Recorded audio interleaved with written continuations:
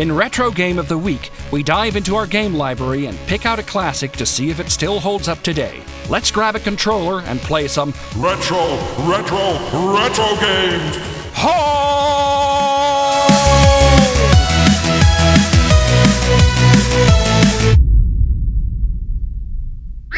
Hello!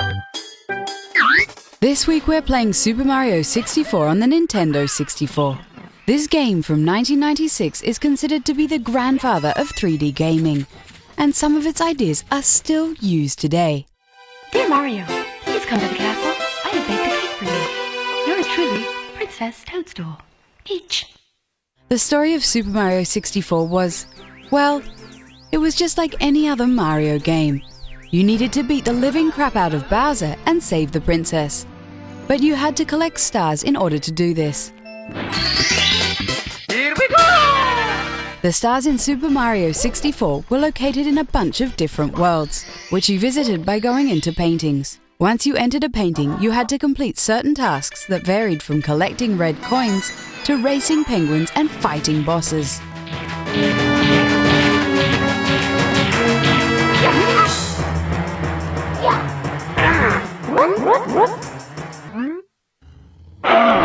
The structure of Super Mario 64 was nice and simple, and the different tasks kept the gameplay interesting.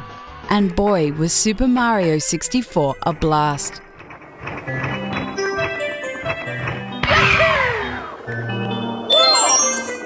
Who didn't spend their first hour just running and jumping around in front of the castle? The analog stick of the N64 controlled Mario with never-seen-before accuracy, and the ingenious semi-automatic camera made sure you never lost track of the action. The control and camera system in Super Mario 64 set the standard for every 3D game that followed, and that's pretty impressive when you think about it.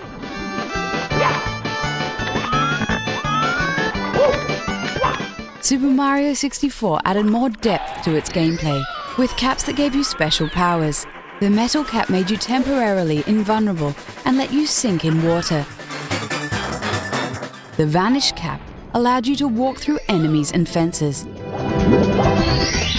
And the wing cap granted you the ability to fly.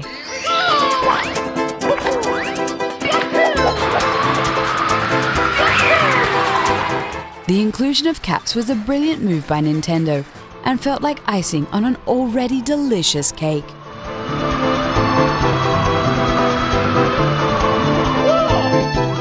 What can we say about the graphics of Super Mario 64?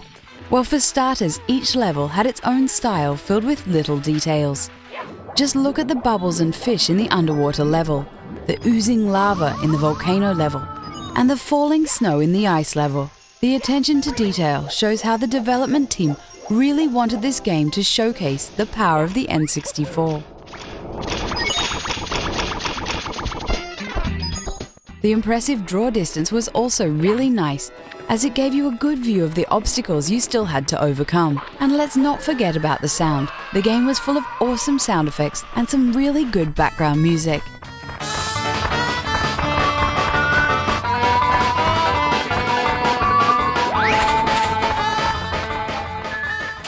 What more can we say about Super Mario 64? It oozes joy, and there's inventiveness around every corner. In that way, it's similar to many of Nintendo's other classics. It's just that this game happened to usher in the era of 3D gaming. And for that, Super Mario 64 will always have a special place in our hearts.